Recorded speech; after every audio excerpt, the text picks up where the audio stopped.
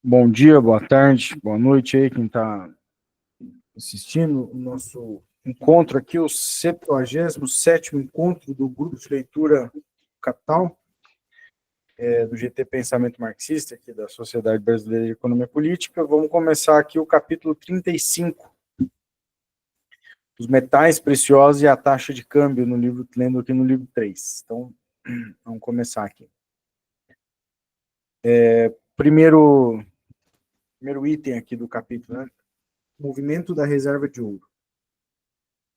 Quanto à acumulação de cédulas bancárias em épocas de aperto, deve-se notar que se trata de uma repetição do entesouramento de metais preciosos, tal como costuma ocorrer em épocas conturbadas nos estados mais primitivos da sociedade.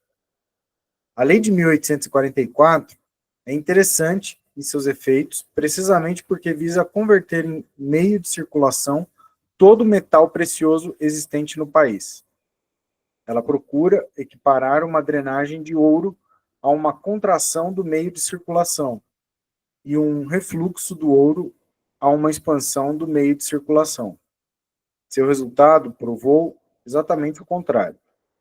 Com a única exceção que mencionaremos a seguir, desde 1844, a quantidade de cédulas circulantes do Banco da Inglaterra jamais alcançou o máximo que essa instituição estava autorizada a emitir. Por outro lado, a crise de 1857 demonstrou que, em certas circunstâncias, esse máximo não é suficiente. De 13 a 30 de novembro de 1857, circularam diariamente, em média, 488.830 libras esterlinas acima do máximo legal. O Marx tirou isso desse... esqueci o nome desse... É um desses relatórios aí... empresariais, né, que ele está citando, de 1858.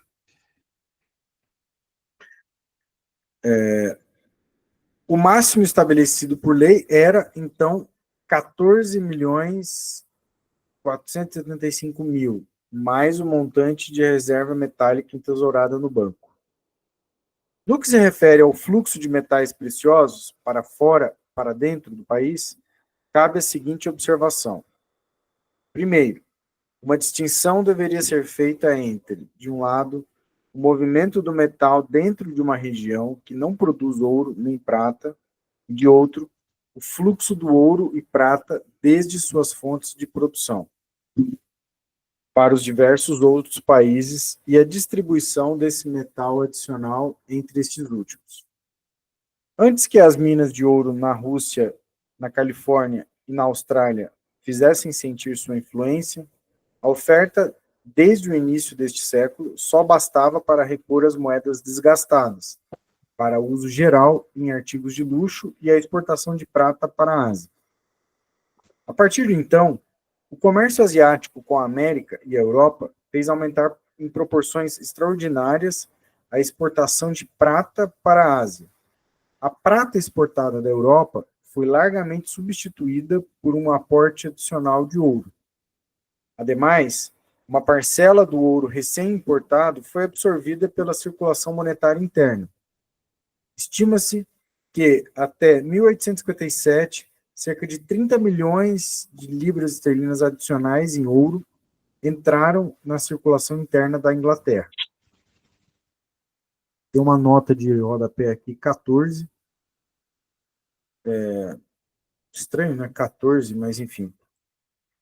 O modo como isso influiu, o Marx, o modo como isso influiu sobre o mercado monetário é revelado pelas seguintes declarações de William Newmarch, nesse documento aqui, esse relatório de 1857, que na nota 1509 diz assim, abre aspas, em fins de 1853, havia consideráveis temores entre o público. Em setembro, o Banco da Inglaterra elevou seu desconto por 3 vezes seguidas. Nos primeiros dias de outubro, havia um grau considerável de preocupação e alarme entre o público. Esses temores e esse alarme foram em grande parte superados antes do fim de novembro e desapareceram quase totalmente com a chegada de 5 milhões de libras esterlinas de metal precioso da Austrália.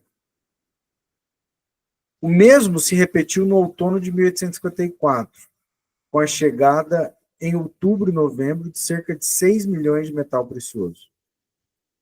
Voltou a repetir-se no ano de 1855, que foi, como sabemos, um período de inquietação e alarme, com a chegada de aproximadamente 8 milhões de libras esterlinas de metal precioso durante os meses de setembro, outubro e novembro. Em fins de 1856, ocorreu o mesmo. Em resumo, eu poderia perfeitamente apelar à experiência de quase todo membro da comissão para que dissesse se já não estamos habituados, sempre que se apresenta uma crise financeira, a ver na chegada de um navio de ouro sua solução natural e completa. Fecha aspas.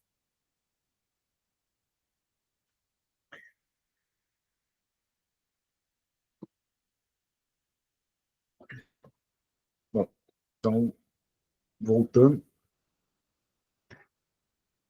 Assim, volta para o Marx, né? Assim, a partir de 1844, subiu o nível médio das reservas metálicas de todos os bancos centrais da Europa e da América. O aumento da circulação monetária interna resultou, no período de calma que se seguiu ao pânico, fazendo com que a reserva bancária aumentasse mais rapidamente em consequência da maior massa de moedas de ouro excluídas da circulação interna e imobilizadas. Por fim, o consumo de metal precioso para artigos de luxo cresceu desde as últimas descobertas de jazidas de ouro, em decorrência do aumento da riqueza.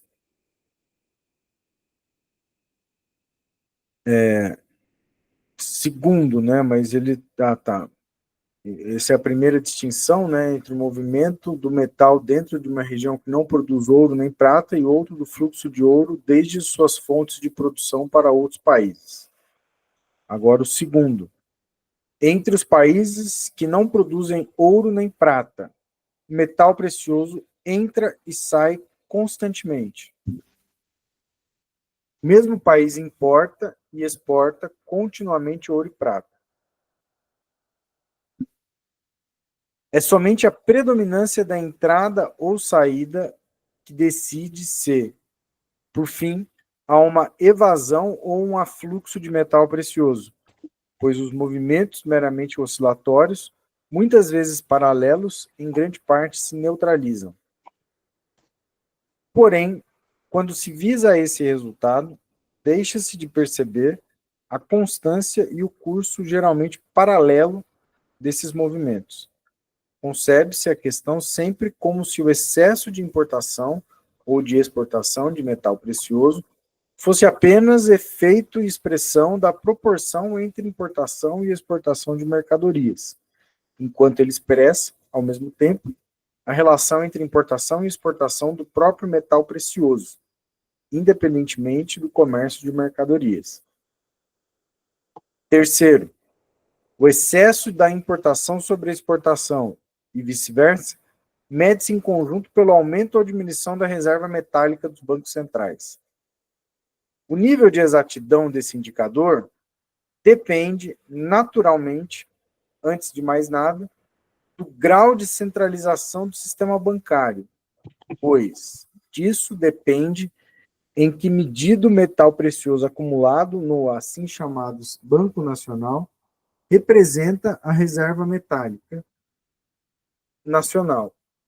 Porém, supondo-se que seja o caso, seja esse o caso, aquele indicador não é exato, porque em certas circunstâncias a importação adicional é absorvida pela circulação interna e o emprego crescente de ouro e prata para fins de luxo. Além disso, porque sem importação adicional, poderia ocorrer uma drenagem de moedas de ouro para a circulação interna, o que diminuiria a reserva metálica sem aumentar simultaneamente a exportação. Esse quarto aqui, eu não sei, esse terceiro aqui, eu não sei se eu entendi, não. ele está falando aqui é eu vou fazer uma pequena pausa aqui, porque ele só para eu ele está falando da acumulação de cédulas bancárias, e aí ele está falando do fluxo de metais preciosos para fora e para dentro. Algumas observações. Nessa terceira, ele está falando sobre o excesso de importação e exportação e vice-versa, mede-se em conjunto pelo aumento ou diminuição da reserva metálica. Mas eu não sei se eu entendi o que ele daqui para frente. Alguém compreendeu assim o que ele está querendo dizer? O que é esse indicador exato aqui? Não entendi o que é isso.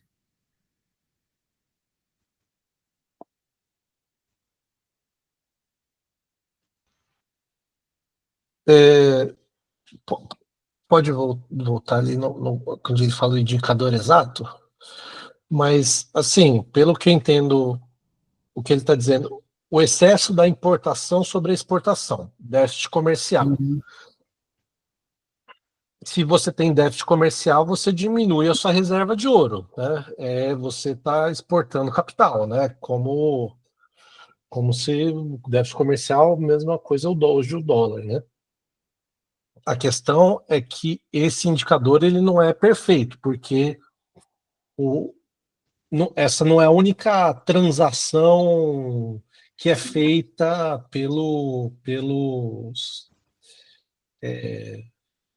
sistema, né? Então está falando ali do sistema bancário. Se é centralizado, então o Banco da Inglaterra que está fazendo a comercialização do ouro com o estrangeiro, né? Assim como hoje os bancos centrais que centralizam essa gestão de divisas. E a segunda parte é isso, né? Que medida o metal precioso, reserva nacional. Não, a parte de baixo, desculpa. Tá. Isso, né? Bom, o que ele está dizendo na segunda parte ali da reserva é porque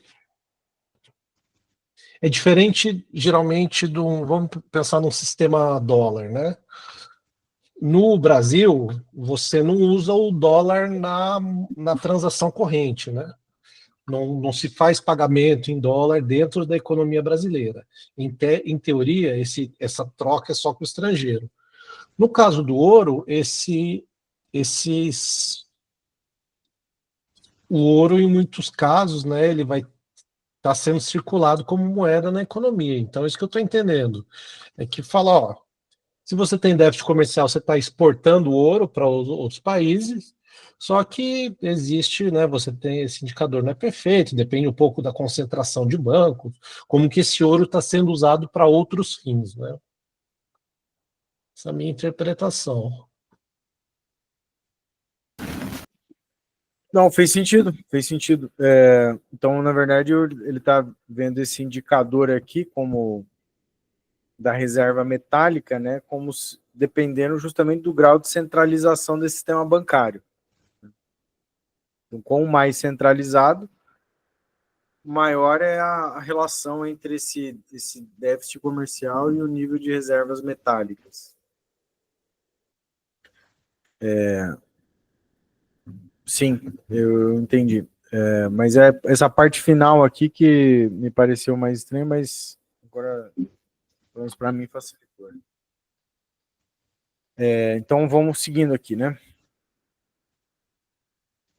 Quarto, a exportação de metal configura-se como drenagem, quando o movimento de decréscimo mantém-se por mais tempo, de modo que o decréscimo se apresenta como tendência do movimento e a reserva metálica do banco cai consideravelmente abaixo do seu nível médio, até o mínimo médio dessa reserva. Este último é fixado mais ou menos arbitrariamente, pois a legislação relativa à cobertura do pagamento à vista das cédulas, etc., dispõe de modo diferente em cada caso concreto. Sobre os limites quantitativos que essa drenagem pode atingir na Inglaterra, Newmark declara perante a comissão não lembro o que é essa comissão aqui, mas é uma comissão lá, aí tem um número aqui, o relatório 1494, a nota, né? Abre aspas. Por Newmart. Se julgamos pela experiência, é muito pouco provável que a drenagem de metal, em consequência de qualquer flutuação no comércio exterior, exceda 3 milhões de libras esterlinas ou 4 milhões. Fecha aspas. Volta para o Marx.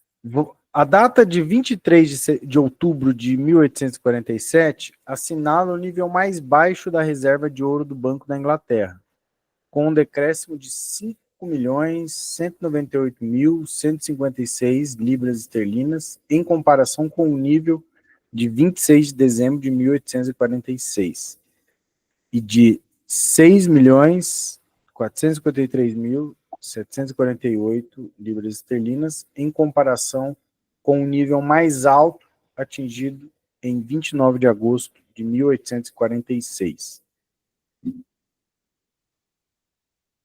Quinto, a função da reserva metálica do assim chamado Banco Nacional, uma função que de modo nenhum regula sozinho o volume dessa reserva, o quanto ela pode crescer pela mera paralisação dos negócios internos e externos, é tríplice.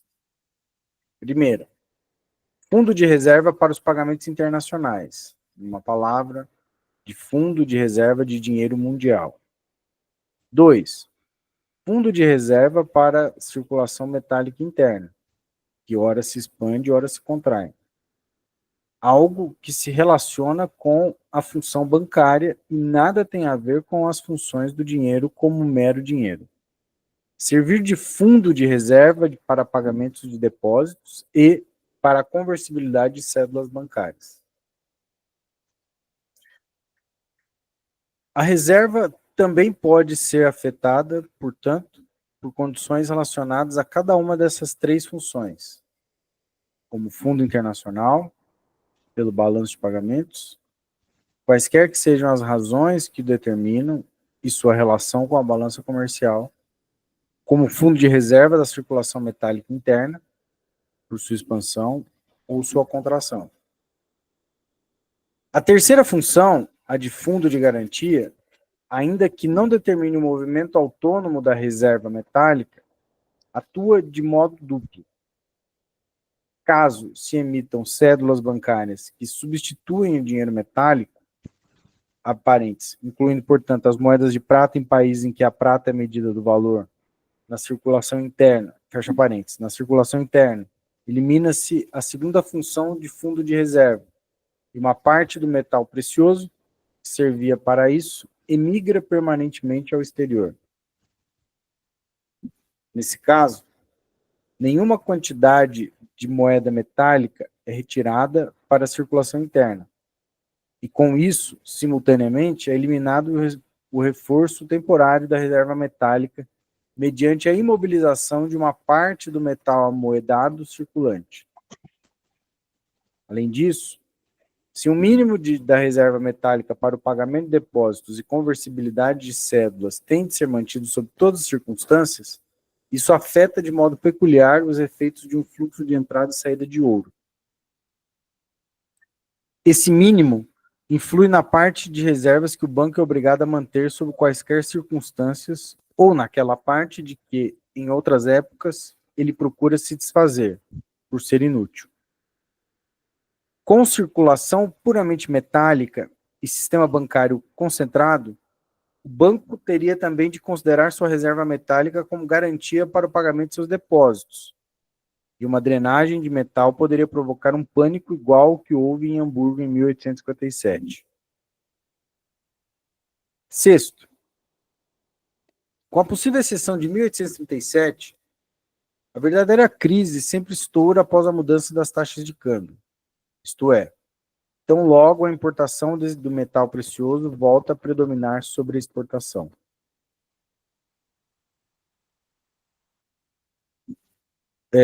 Acho que só um ponto, esse parágrafo que parece meio deslocado, né, do nosso contexto contemporâneo, porque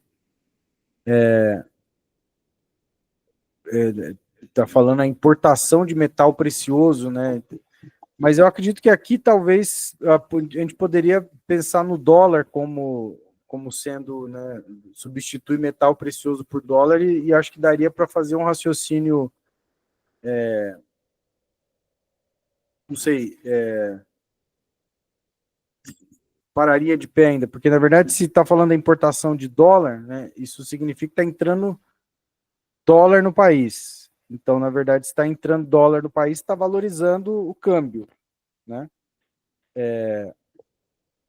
Enfim, seria algo nesse tipo, né? Mas, enfim, lendo assim, parece pouco aderente ao nosso contexto, né? Mas acho que não daria. Voltando, então. Em outubro, em 1825, ocorreu o verdadeiro crash, depois que a drenagem do ouro havia cessado. Em 1839, houve uma drenagem de ouro, que não chegou a provocar o crash. Em 1847, a drenagem de ouro cessou em abril, e o crash se deu em outubro. Em 1857, a drenagem de ouro ao exterior havia cessado desde o início de novembro, e o crash ocorreu mais tarde naquele mês. Isso se evidenciou na crise de 1847, em que a drenagem de ouro cessou já no mês de abril, depois de provocar uma crise relativamente benigna, e só em outubro instaurou-se a verdadeira crise dos negócios. Os seguintes depoimentos foram prestados perante a Comissão Secreta da Câmara dos Lordes sobre crise comercial, em 1848.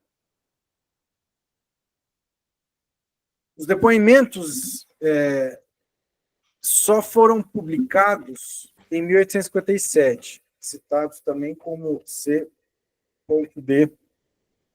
em 1848 e 1857. E aqui tem a declaração do Thomas Tuchel, abre aspas.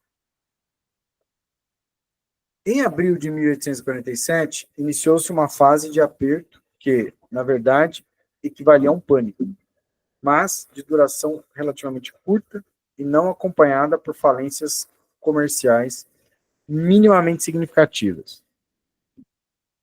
Em outubro, o aperto adquiriu uma intensidade bem maior do que qualquer momento em abril e provocou um número quase inédito de falências comerciais. Fecha aspas. Aí a nota 2.196. Abre aspas.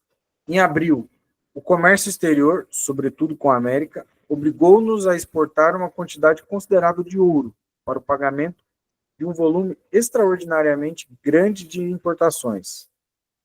Apenas graças a um esforço extremamente grande, o banco conseguiu deter a drenagem de ouro e reequilibrar o saldo da balança. Fecha aspas. Nota 2.197. Abre aspas. Em outubro, a balança cambial era favorável à Inglaterra. Nota 2.198. Aí, fechado, abre aspas. A mudança na balança comercial começou na terceira semana de abril. Fecha aspas. Nota 3.000. Abre aspas. Nos meses de julho e agosto, o saldo se manteve flutuante. A partir do mês de agosto, foi sempre favorável à Inglaterra. Fecha aspas.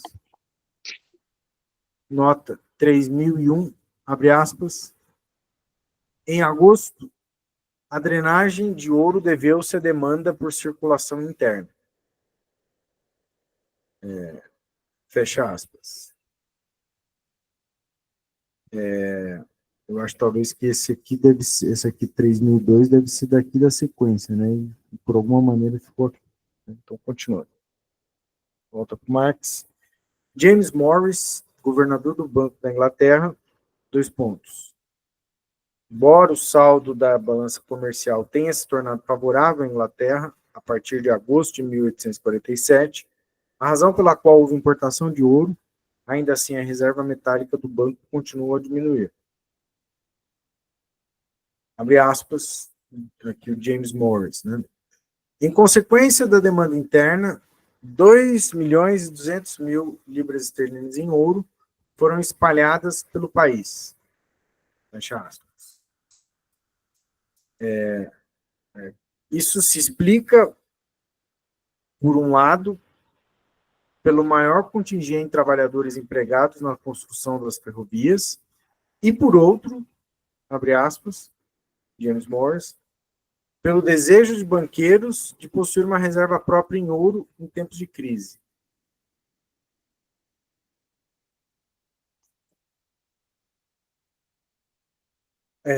Aí volta para o Marx. Palmer, ex-governador e desde 1811 diretor do Banco da Inglaterra, dois pontos, abre aspas, durante todo o período que vai de meados de abril de 1847 até o dia da suspensão da lei bancária de 1844, o saldo da balança comercial foi favorável à Inglaterra. Fecha aspas. Aí volta para o Marx. A drenagem do metal, que em abril de 1847 provocou um pânico da crise, é, nesse caso, como em todos, uma simples precursora da crise. Já se inverteu antes que esta fosse deflagrada. Em 1839, em um estado de grande depressão comercial, houve drenagem muito forte de metal, por cereais, etc., mas sem crise nem pânico monetário.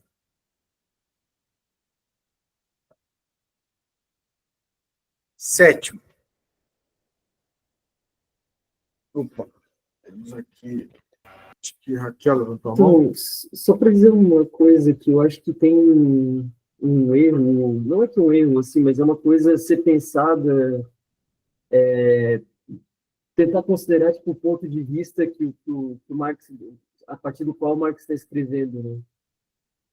Quando ele fala assim no início desse sexto ponto, né, que as crises sempre vão irromper por conta de necessidade, na verdade, de atração, né, de reservas, sejam elas metais preciosos, qualquer coisa que cumpra a função de reservas, né? Bom, isso é válido para uma economia como a da Inglaterra, né? Sim, a economia da Inglaterra, quando a Inglaterra se torna, digamos assim, deficitária, né, no seu balanço de pagamentos, né, como um todo, ou seja, precisando atrair reservas metálicas. Bom, isso é a crise inglesa, mas no caso, né, de uma economia periférica, como a do Brasil, por exemplo, essa é a situação normal, né? Ter que atrair aqui capitais, ter um balanço de pagamentos deficitário e, portanto, ser obrigado a atrair capitais, né? Então, acho que só um problema aqui, isso aqui é uma boa análise para a economia inglesa, né? Para uma economia que ocupa uma determinada posição na divisão internacional do trabalho. No caso de economias periféricas, seria exatamente, não é que está errado, mas é que teria que ser considerado exatamente a posição invertida, né, eu acho. Porque inclusive talvez a desvalorização cambial prenuncia a crise, não a valorização cambial, né? Não sei. No caso da periferia, né? E aqui tá Não tanto o câmbio, na verdade, eu acho que mais a posição do balanço de pagamentos, de se tornar, tem que necessariamente ser superavitário na conta de capital financeira, lá, sabe? Tem que atrair capital por endividamento, por investimento estrangeiro, qualquer coisa que seja. Essa é a posição normal, essa é a posição normal da periferia, não é a posição de crise, mas é a posição de crise em um país como a Inglaterra. É só ver o caso dos Estados Unidos agora, né? Um déficit, é verdade, assim, eu estou dizendo que é para a gente apoiar, obviamente, o Trump, né? Mas que ele fala de que tem um déficit na balança comercial, é verdade.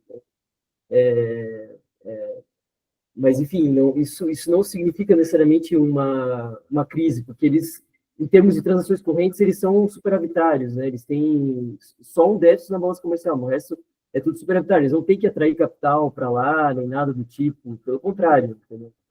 Então, enfim, é só para considerar que eu acho que no caso da periferia é o contrário.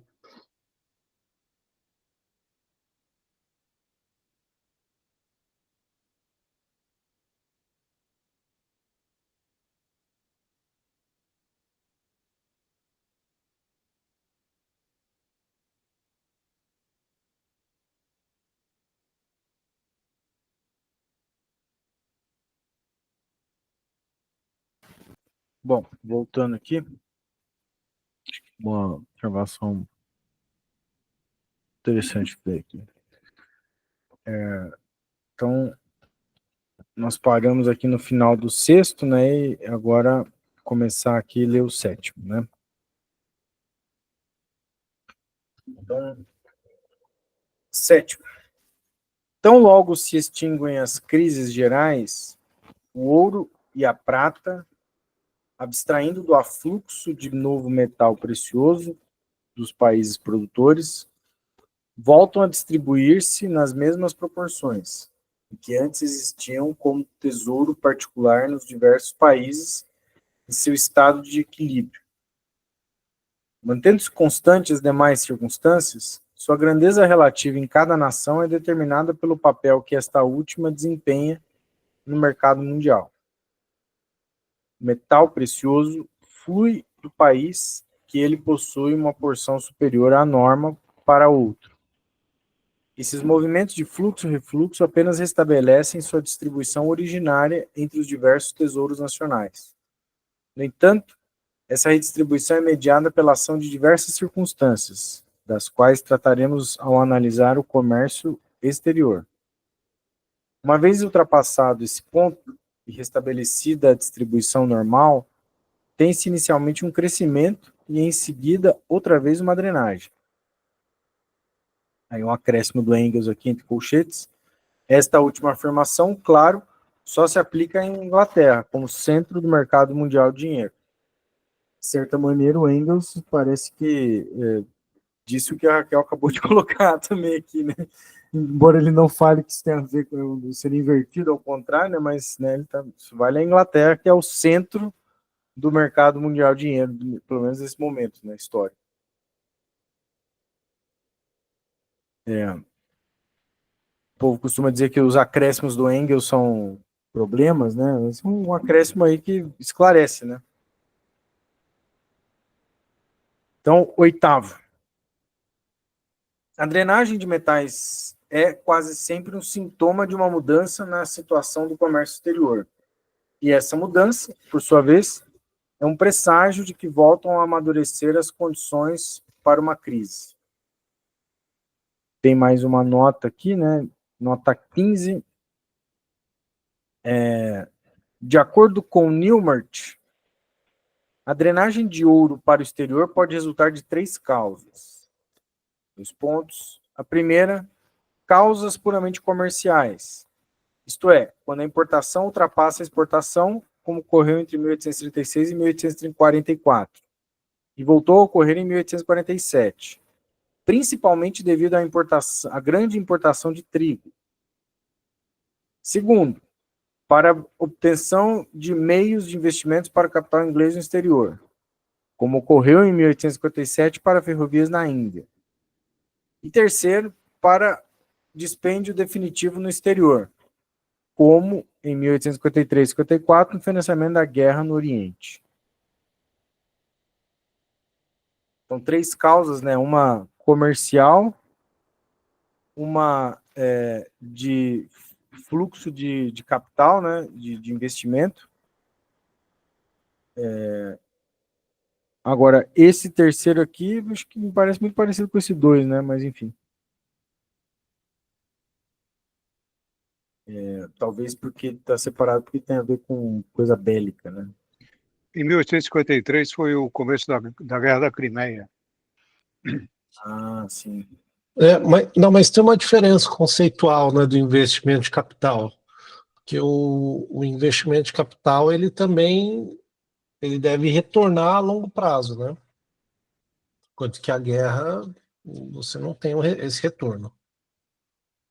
Vamos dizer assim, ou Sim. você vai ter o retorno se você ganhar a guerra e você vai pilhar o país, aí você aí você pode ter o retorno, mas você também pode perder a guerra, né? O investimento capital segue uma outra lógica.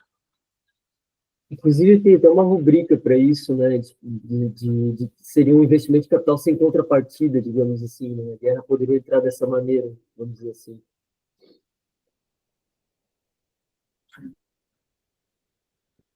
Sim, sem dúvida.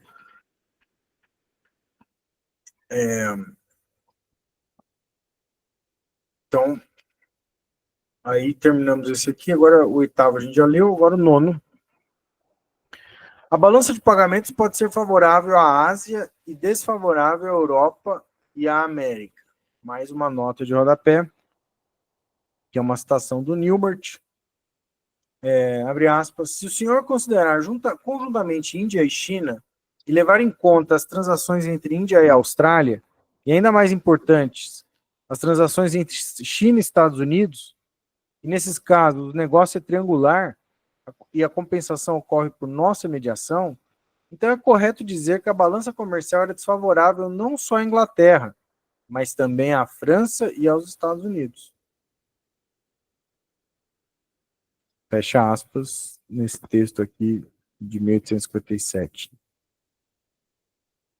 Bom, chegamos aqui numa parada do texto. Não sei se alguém quer fazer algum comentário, alguma questão. Cadê aqui? Paramos aqui até aqui, né? Continuar aqui então mais um pouco. Só lembrando que em 1846, que foi o fim da lei do trigo, né? E liberou a importação de trigo na Inglaterra, que o Ricardo havia pleiteado desde 1815. Foi 1846. Então a Inglaterra passou a importar muito trigo, né? E aí, provavelmente essa virada na balança comercial inglesa, né? Que é engraçado, porque eles veem como se fosse uma exportação de ouro, mas eles não estão. Parece que eles não estão vendo dessas três causas ali, né? Que o Newmart coloca, né?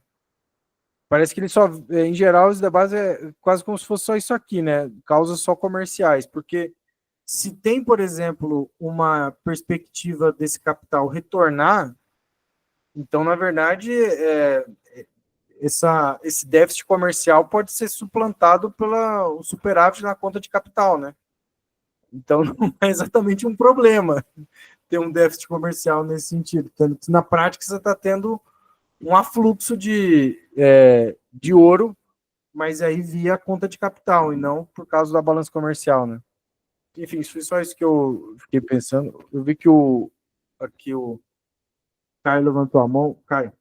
Mas antes de passar para o Caio, a Raquel fez um comentário e falou que o Trump usa exatamente esse argumento. Bom, né? Caio. Um outro ponto histórico, em 1844, houve a revogação dos acordos Brasil, entre Brasil, naquele tempo nem existia Brasil, de 1810, com a Inglaterra, que dava tarifas preferenciais à Inglaterra, que foi revogado pelo Brasil já independente em 1844. Quer dizer, houve também uma mudança nas relações comerciais com o Brasil. É a Lei Alves Branco, parece, né? Como a Raquel escreveu aqui. Sim. Caio, por favor. Não, sobre essa sessão chama o movimento da reserva de ouro, né? Então aí ele está fazendo uma série de notas, né? Eu acho que o que eu consigo identificar, assim, tentando sistematizar um pouco isso, né? É que tem mais ou menos três causas, né? Que vão, vamos dizer assim, vão reger aí essa circulação, né? Um é a questão do comércio internacional, né? Ou até das trocas internacionais que elas já têm sua especificidade, porque tem também a questão dos capitais e etc., né? O comércio e as transações internacionais são aí um importante, e ele fala também da questão da taxa de câmbio, né? Então, esses é um dos principais ali motores aí dessa troca comercial, né? E o outro ponto, né? que ele fala da questão das regiões, do fluxo das regiões produtoras de ouro para os países em geral, e de que, tudo bem, se você descontar esse crescimento, né, o que está determinando é a posição relativa dos países, né? Isso daí que vai acabar gerando um certo equilíbrio. E associado a isso, né, você tem a própria posição, né, da Inglaterra, porque se a Rússia e a Califórnia são produtores de ouro, a Inglaterra ela está importando, mas ela ocupa um papel também ainda de destaque em relação a outros países que, vamos dizer assim, já que são industrializados, é que ela é o centro do comércio global, né? Do comércio de dinheiro. Então, o próprio papel da Inglaterra como centro do comércio global vai influenciar a drenagem e o movimento de ouro dentro da Inglaterra, né?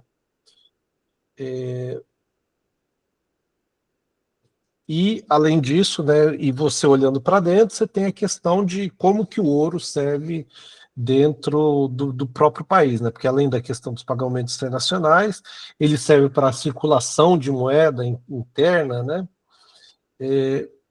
E a reserva do capital bancário ali, mas eu acho que essa é uma questão mais interna. O que eu acho que é bastante interessante, né, é que tem uma base muito importante para se olhar, como a Raquel salientou, a posição dos países no sistema, né?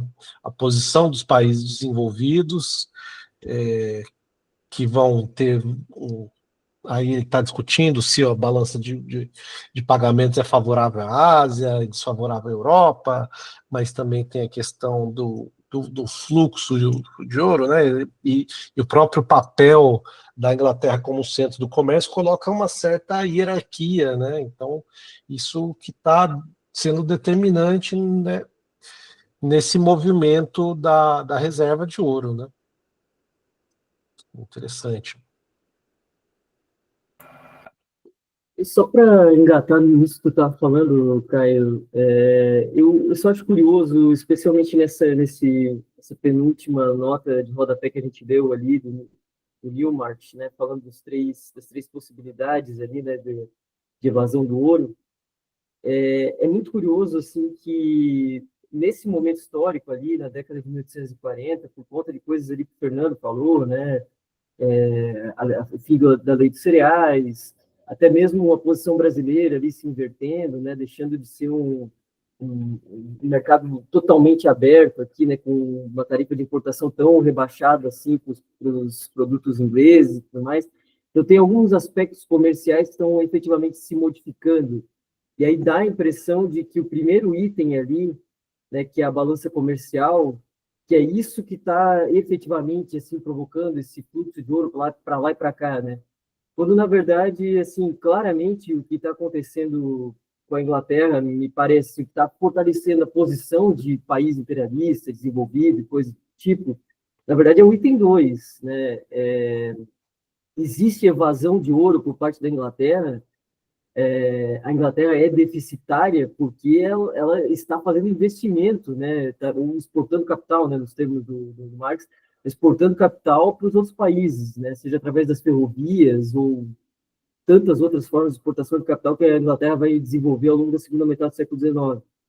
Então, é muito engraçado que, assim, já desde aqui, desde essa discussão que a gente está vendo aqui, parece que o problema mesmo ali é porque, nossa, é deficitário na balança comercial, mas não é esse o problema, né?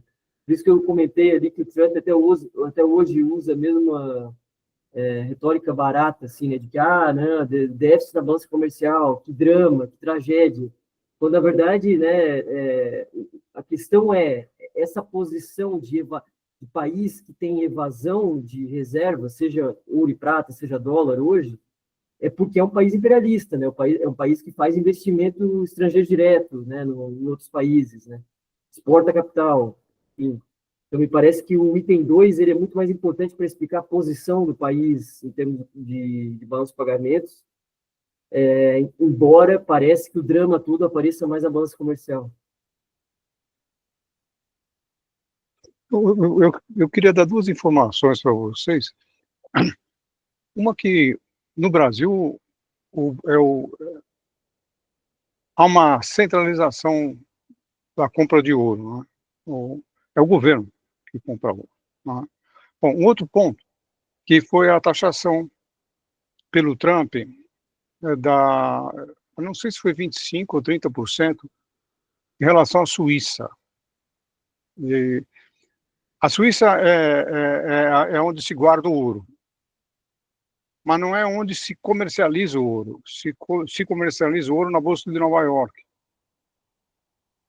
Então, parece que o ouro, aí ele fala do centro da comercialização do ouro era a Inglaterra. Hoje é os Estados Unidos, a Bolsa. Em compensação, fisicamente, o ouro fica lá na Suíça, que é o lugar mais seguro. Então, parece que a taxação do Trump em relação à Suíça atingiu o ouro. Então, houve uma grita geral. Então, é um fluxo bastante complicado isso aí, do ponto de vista financeiro. Não sei se vocês foram estudar esse ponto. Por que a Suíça reclamou? Né? E fortemente em relação ao Trump. E colocou uma taxação alta no ouro aí. E que está ligado à moeda mundial, que é o dólar, e a sua concorrência com o ouro, né, como moeda mundial. Mas ele taxou a Suíça. Eu queria ouvir um pouco vocês a esse respeito, se vocês têm mais informações em relação a isso.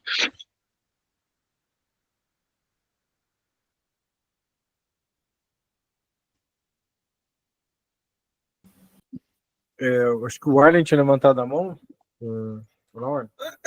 Era sobre essa questão aí, porque o Caio acho que resumiu muito bem ali, né? Eu acho que então o que está determinando a circulação da coisa toda, a circulação monetária, né? Já que tem precisa distribuir o ouro, né? Acho que aqui o Marx está pressupondo que o dinheiro mundial é ouro, né? Eu acho que é esse. Então tem países que produzem, países que não produzem. O que está regulando a distribuição do negócio todo é o comércio, né? O Caio falou bem. Raquel também tocou nessa questão da exportação de capital e vamos dizer, desses gastos aí que acontecem com guerras, essa coisa toda, né? Que seria ali a terceira indicativa. Eu pensei aqui o seguinte, sobre a exportação de capitais, se a gente pensar em empréstimo, ele volta depois, né? Essa drenagem vai para o exterior, mas ela volta depois com juros e amortizações, né? Tem que pagar juros, essa coisa toda, né? E já se a gente exportar capital, no sentido de exportação e investimento direto, isso retorna não de imediato, né? Então, de imediato, isso não alteraria essa drenagem, né? Esse movimento, né? Do afluxo, da drenagem, do fluxo, que está sendo discutido, né? Então, teria essas duas coisas. Sobre o que o Fernando falou aí, do ouro, parece que o Trump declinou, não? O Léo tinha postado esses dias que estava taxando lá a barra de ouro lá da Suíça, não é isso? Eu não sei se o Trump, eu acho que eu não sei, Fernando, se o Trump declinou dessa proposta de seguir adiante com a taxação. Então, o fato dele ter declinado, no caso, é irrelevante para o tema, né? Por que a Suíça reclamou e por que ele voltou atrás? Né? Onde está o problema? Né?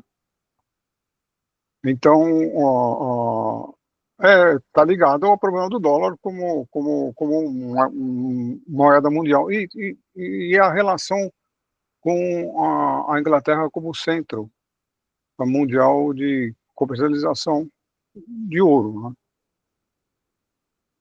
É esse tema que eu queria. É bem atual. Né? Sim, também acho. Ó, a Raquel acabou comentando, me respondendo ali. Então, só Eu quero ler para aí que os comentários da Raquel.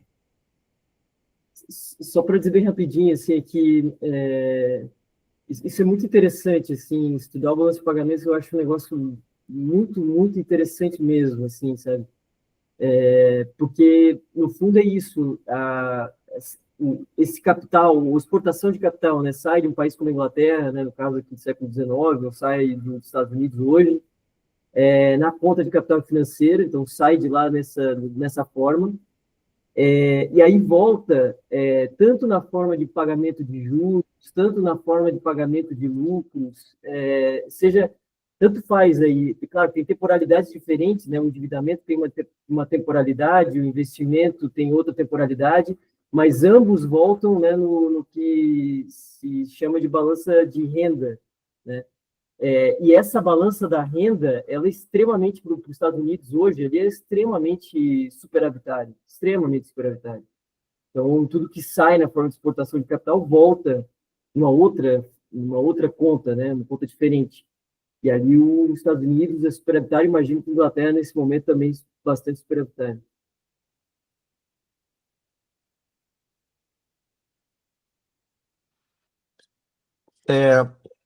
Então, tentando dialogar aqui com os comentários todos, uma coisa que a gente viu, acho que foi no último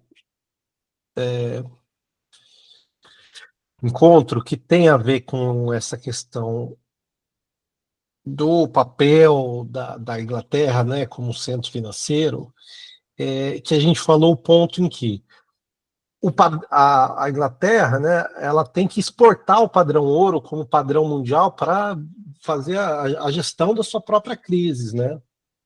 Porque ela tem que organizar o sistema, né, de, é, de forma que todos os países meio que adotem o padrão ouro para ela estabilizar o sistema, né? Porque senão os países manipulam a taxa de câmbio, vai e volta, etc.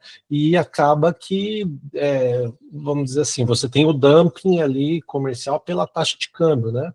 E que tem totalmente a mesma situação na questão do sistema dólar, né? E eu acho que eu fiz esse comentário no último encontro. E sobre essa questão, e aí acho que vai muito ao encontro do que a Raquel está falando, do balanço de rendas, né? Porque essa organização do sistema monetário, do padrão ouro e hoje o padrão dólar, é que permite ao país central extrair essa renda, né? Porque se a partir do momento que a libra esterlina e depois o dólar se torna a moeda reserva internacional, é que ele pode fazer essa captura da renda do mundo inteiro. Sobre a questão da Suíça, eu acho que tem a ver, porque a Suíça ela ocupa um lugar muito peculiar, porque se você pega o tamanho da balança comercial da Suíça para o tamanho da economia e o número de gentes que moram na Suíça, é totalmente desproporcional, né? Quando eu estava fazendo estágio ainda no mestrado lá, estudei bastante questão de como que essas estatísticas são computadas, né? E muitas vezes a Suíça vira um estudo de caso e eles mudam a regra da própria contabilização do comércio internacional por causa das distorções que a Suíça cria. Porque, por exemplo, a MSC é um dos maiores transportadores de containers do mundo inteiro. É uma empresa suíça, capital totalmente suíço. Ou seja, a Suíça, que não tem acesso ao mar, ela controla a segunda, terceira maior empresa de comércio internacional do mundo, né? Então, boa parte do que é exportação e exportação passa pelos navios suíços.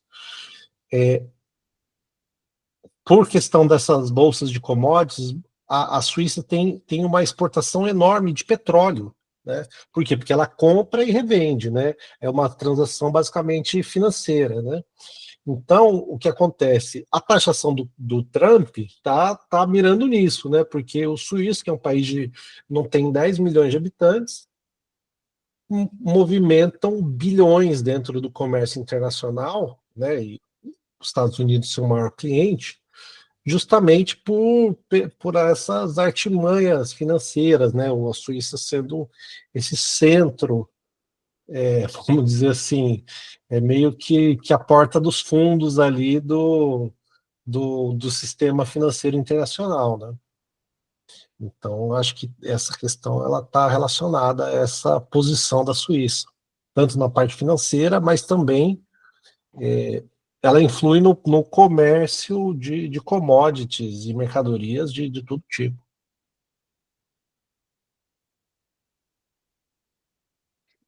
Não, o que eu li é que parece que o ouro, para ser comercializado, ele tem que ter um padrão de pureza. E quem dá esse padrão de pureza que tem, são as empresas suíças. Então, se você for comprar ouro, você tem que saber se o ouro é um ouro puro ou não. E quem dá esse selo de qualidade é a Suíça, pelo refino.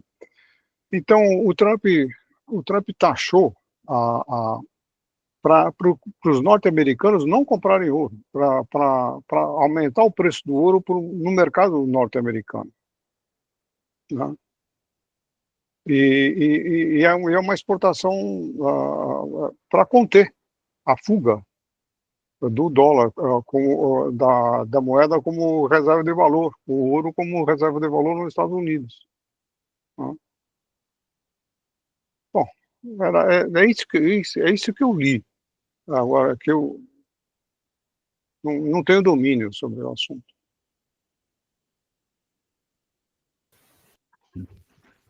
Eu também não tenho.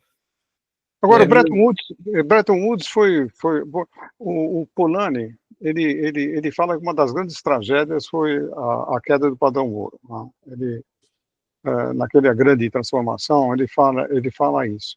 Porque é um sistema praticamente que se equilibrava de uma maneira, assim, vamos dizer, entre aspas, espontânea. Né?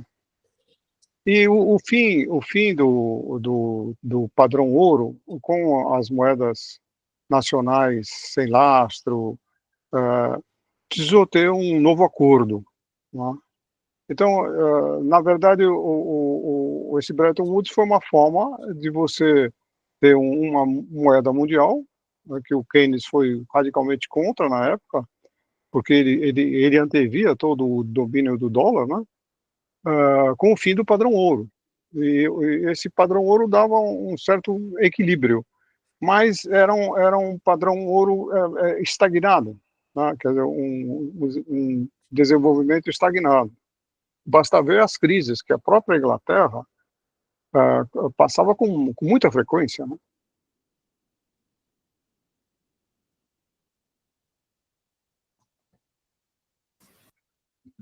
É. Não, eu boto fé, mas estava mais pensando no que vocês estavam dizendo, não sei dizer sobre a Suíça aí, o tarifaço, realmente não sei. Precisaria pensar, mas são os pontos. Por exemplo, a autorregulagem do padrão ouro tinha uma autorregulagem, quer dizer, quando você tinha desequilíbrio, você precisava equilibrar as suas reservas metálicas.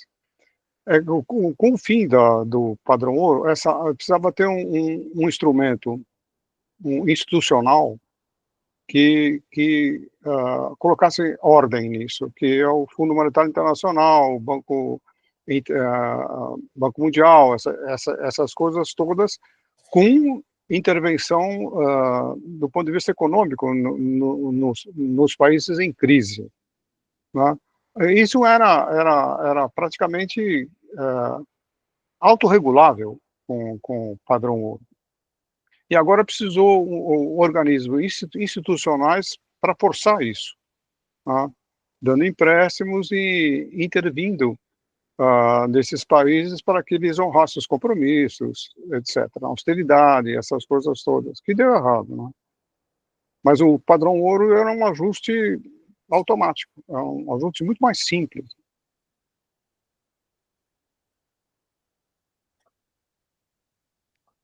O problema é que ele favorece, basicamente, quando você tem alguém que está surgindo, né, contra a ordem dominante, que acaba também levando à guerra, né? Essa rigidez do sistema e o padrão ouro que é colocado pela Inglaterra, ela está tentando defender, né? Isso que vai levar também à guerra, né? Porque se você tem um sistema rígido, que ele favorece quem está o incumbente, quem já domina, já tem a reserva de ouro e já tem, vamos dizer assim, o fluxo de que aflui, né? Vamos dizer assim, pela parte comercial. O país que está em desenvolvimento, ele tem incentivo para não respeitar o padrão ouro, né? Para, vamos dizer assim, que seria desvalorizar a sua moeda para sua exportação ficar mais barata e ele, né, se industrializar, se desenvolver, né? Essa que é a causa do conflito. Ele é um padrão, vamos dizer assim, estável, mas ele não muda a ordem da dominação, né? Então, fica aí, entre outros problemas, assim, eu não sei. Teria que pensar um pouco mais, mas me parece que não é uma coisa assim, tipo, o padrão ouro gerava estabilidade para o sistema. Não creio que essa era a saída, né? Porque senão não teríamos duas guerras mundiais e a quantidade de outros conflitos europeus que aconteceu por causa disso. A outra coisa o que está no texto também, é um certo equilíbrio entre a produção de valor interna, que vai regular a quantidade de dinheiro, né? Que tem que ter uma certo equilíbrio, e depois a importação e exportação, que também afeta o ouro, né? Então, o ouro está sob dois choques, né? O desenvolvimento interno, quer dizer, a economia da própria Inglaterra, que vai exigir a maior base monetária ou não. Você vê que eles não seguiam rigorosamente a lei que eles mesmos impunham, né? E depois você tem uma relação com o exterior que pode também gerar problemas, né? Então, esse equilíbrio é muito complexo, né? Não é uma coisa tão simples. E aí, numa época liberal, onde você não tinha controle, quer dizer, as coisas se desenvolviam segundo o comando do próprio mercado, você não tinha possibilidade de intervenção. Então, é um outro fator de complexidade mesmo.